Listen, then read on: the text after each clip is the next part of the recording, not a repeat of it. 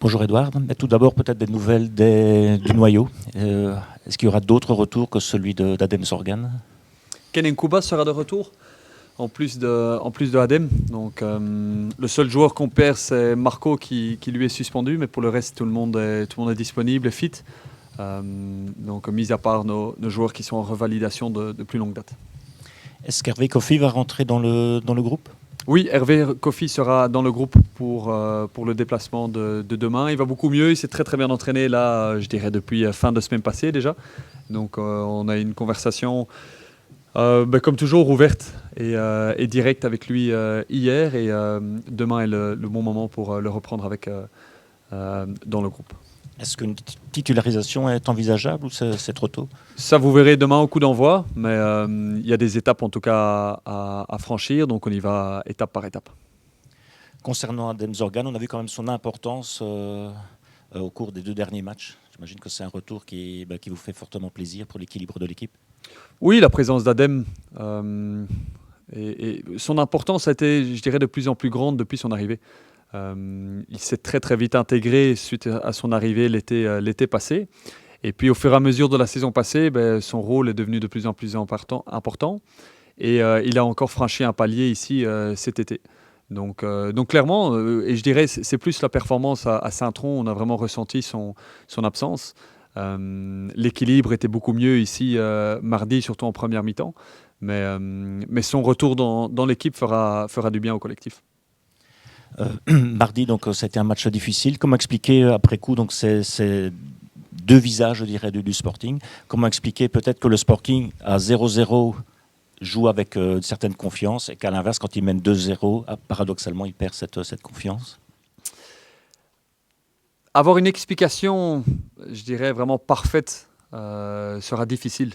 Je pense que, et tout le monde l'a vu, tout le monde l'a senti, il y a tellement d'énergie et de facteurs autour de l'équipe et du club pour le moment qu'il y a plein de choses. Il y a une chose qui a été claire là en deuxième mi-temps, c'est que l'équipe est ressortie la peur au ventre. Et que plutôt de faire comme on a fait en première mi-temps, c'est de toujours aller vers l'avant et d'attaquer l'équipe adverse, que ce soit avec ou sans ballon. Ici, c'était plutôt un pas en arrière. Et que ce soit les phases des 2 buts, mais aussi parce qu'on a concédé 4 occasions en deuxième mi-temps, les 2 autres occasions étaient des situations très similaires. Donc on a revu ensemble ces images hier pour voir clairement la différence entre la première et deuxième mi-temps. Et d'être certain qu'on apprenne de ça, qu'on sache vraiment que, comme on l'a formulé, on l'a dit à la mi-temps, on voulait sortir pour presser Courtrai, mais ça n'a pas été fait. Et là, on a appris la leçon de la façon la plus dure, je dirais. Mais pour la prochaine fois, dès demain, de savoir qu'une fois qu'on a l'avance, c'est pas ça qui doit dire qu'on doit reculer, mais plutôt toujours être dans cet esprit d'aller de l'avant. Comment tu as retrouvé ton groupe hier matin? Est-ce qu'ils étaient abattus ou directement tournés vers le déplacement au cercle? Bon, il y a une grande déception qui se ressent, ça c'est certain. Et donc ça c'est une des dimensions de ma fonction, c'est de tout de suite injecter une confiance et une force dans l'équipe pour pouvoir se retourner maintenant pour demain soir. C'est ce qu'on a réussi à faire ici après Saint-Tron. La prestation en première mi-temps était clairement la preuve de ça. Et maintenant de partager le ressenti avec le groupe, de mettre le doigt sur ce qui a moins bien été, mais aussi de mettre le doigt sur ce qui a été positif. Et d'être certain qu'au coup d'envoi demain, on est prêt mentalement, physiquement et bien en place au niveau de l'équilibre de l'équipe. Après une déception comme ça, est-ce que c'est mieux justement de jouer directement 2 jours après, enfin 3 jours après? La question, c'est toujours la même question qui revient. Si on avait une semaine maintenant comme une trêve internationale ou quelque chose comme ça, on utiliserait ce temps-là pour créer du calme, se poser et je dirais faire un travail qui est plus de fond. Ici, c'est pas le cas, donc on va utiliser la situation comme elle est. On transforme chaque situation en opportunité. L'opportunité ici, c'est pouvoir rebondir tout de suite, sans trop creuser, sans trop réfléchir, mais y aller vraiment se retourner directement. Demain, pour le choix de l'équipe, ce sera quoi? Ce sera en fonction un peu de la force mentale des joueurs, ce sera un petit peu l'enchaînement des matchs, et donc vous avez peut-être une gestion physique dont il faudra tenir compte? Les mêmes facteurs que d'habitude. Il y a des particularités pour ce match-ci. Le fait de jouer encore 48 heures après, comme c'était le cas après Saint-Tron mardi. Donc il y a la forme et la fraîcheur physique qui est à prendre en compte. Il y a l'équilibre de l'équipe par rapport à notre adversaire du cercle qui présente des particularités qui, je dirais, sont uniques dans le championnat. Il y a la forme foot des joueurs qui est aussi à prendre en compte. Donc c'est les facteurs habituels qu'on prendra en compte pour faire ce choix de qui sera titulaire. Le cercle présente une forme plutôt ascendante. Qu'est-ce qui a changé, Muslic, à la tête de cette équipe, toi qui as analysé avant le match le cercle? Je ne vais pas rentrer dans les détails du cercle.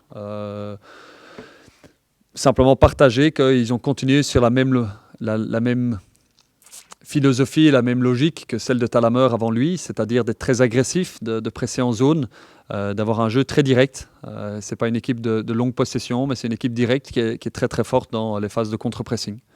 Donc c'est un type de match qu'on a déjà joué avant, et donc c'est d'être sûr de faire le switch mental pour être prêt à affronter et à gérer ça.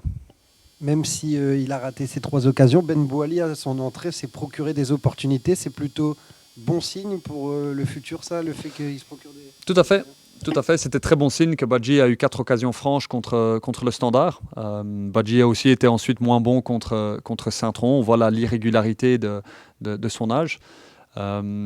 Isaac s'est procuré des situations et une occasion excellente ici en première mi-temps contre Courtrai, et puis d'avoir Nadir qui est sorti du banc pour se procurer ces 3 occasions, hein, face à face, et puis les 2 occasions en fin de match pour gagner le match. C'est positif pour l'équipe. Et c'est une des choses avec Nadir, c'est que quand il est sur le terrain, il se procure toujours des occasions. Donc maintenant, simplement le timing pour qu'il convertisse cette occasion en but, et on est confiant ensuite que la machine sera lancée pour lui. Le fait de jouer à l'extérieur, finalement, vous êtes plus performant pour l'instant. Est-ce que c'est une bonne chose? Après ce match difficile, d'avoir ce match plutôt à l'extérieur. Bonne ou mauvaise chose, c'est comme ça. Donc c'est vrai qu'on a toujours été bon en déplacement, et on est confiant qu'on pourra continuer sur cette lancée-là demain. Un mot quand même sur votre situation personnelle. Est-ce que c'est la période forcément la plus difficile que vous vivez comme T1, peut-être aussi que vous avez vécu depuis que vous êtes dans un staff? Mon histoire personnelle et ma personne ne sont pas du tout importantes. Je ne suis pas humainement et à titre personnel, je ne suis pas quelqu'un d'égoïste. Professionnellement, je pense que c'est aussi une particularité de la fonction d'entraîneur, c'est qu'on pense toujours aux autres. On pense à son staff, on pense à l'équilibre de l'équipe, on pense aux joueurs individuels qu'il y a dans le noyau. Donc, je ne suis pas du tout important dans cette période-ci. C'est une période qui est difficile pour l'équipe et pour le club, ça c'est certain. Mais ce n'est pas une question de chercher un coupable ou de tourner le doigt vers quelqu'un. C'est le moment de trouver, de rester solidaire, de rester groupé, et de chercher les solutions et la voie qu'on veut prendre pour sortir de ça. Ça ne va pas être miraculeux. On ne va pas retourner la situation maintenant en un match ou en 2 matchs.